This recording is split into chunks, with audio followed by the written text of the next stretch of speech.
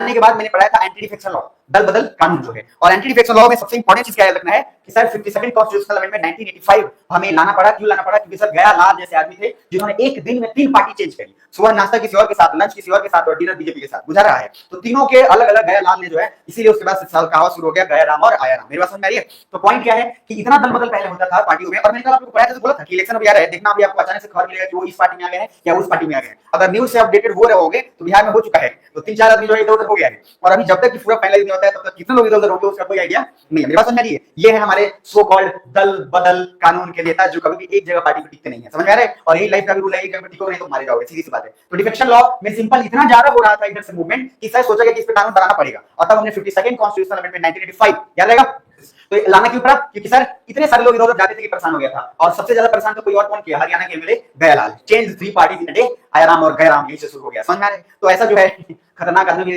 पाए जाते हैं। तो दो चीज याद रखना, 52nd कॉन्स्टिट्यूशनल अमेंडमेंट 1985 और उसके बाद फिर लास्ट जो हमने एंटी डिफेक्शन लॉ पे अपडेट किया वो हमने ये किया 91st कॉन्स्टिट्यूशनल अमेंडमेंट 2003। तो